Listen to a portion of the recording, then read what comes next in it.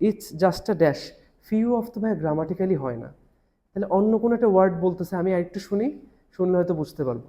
আসেন ট্রাই করি। It's just আ,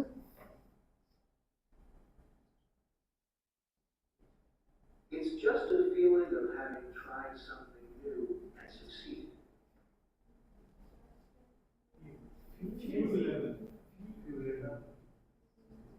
আচ্ছা, মিনিংটা কি আসে? নতুন কিছু করে সফল হওয়ার যে কি ফিলিং, হ্যাঁ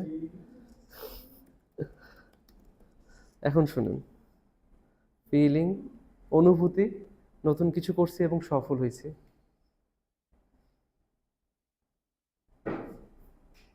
It's just a feeling of having tried something new and succeeded. ঠিক আছে,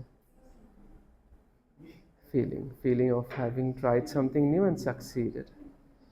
আচ্ছা তাহলে ভাইয়া, মানে আমরা যেটা দেখলাম যে কোয়েশ্চেনটা খুবই ইম্পর্টেন্ট, রাইট ফ্রম ডিকটেশন, যদিও 3 থেকে 4টা মাত্র কোয়েশ্চেন আসে, but super important, super necessary জিনিস যদি আমি মার্ক বাড়াইতে চাই, সহজে মার্ক পেতে পারি। আচ্ছা তাহলে প্রথম কোয়েশ্চেনে একটা ওয়ার্ড শুনতে পারছেন খালি, প্যানিক করার দরকার আছে না, ওইটা যা শুনছেন অমনি লিখে দিবেন, লাগলে আরও 3-4টা ওয়ার্ড নিজের থেকে লেখেন। আপনি তো গেস করে লিখতেছেন, যা শুনছেন সেখান থেকে গেস করে লিখতেছেন, হয়ে যেতে পারে না, এটাও কারেক্ট হইতে পারে। তার মানে না লিখলে তো মার্ক পাবো না, লিখলে মার্ক পাবো।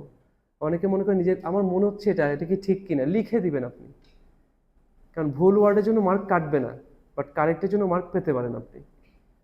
গেস করে যেটা মাথায় সে ওটাই লিখে দেন, দেখবেন মার্ক পেয়ে গেছেন। ঠিক আছে, আচ্ছা তাহলে আমরা ভালো করে বেশি, আচ্ছা ইম্পর্টেন্ট জিনিস কি, অ্যাকসেন্ট জিনিসটা ইম্পর্টেন্ট ছিল না?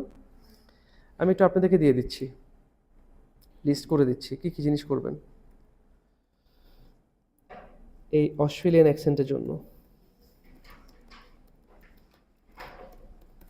Australian accent listening practice. আচ্ছা 1 নাম্বার, এই জিনিসটা ইউটিউবে সার্চ করবেন, শুধু এইটা লিখবেন, অস্ট্রেলিয়ান অ্যাকসেন্ট লিসনিং প্র্যাকটিস।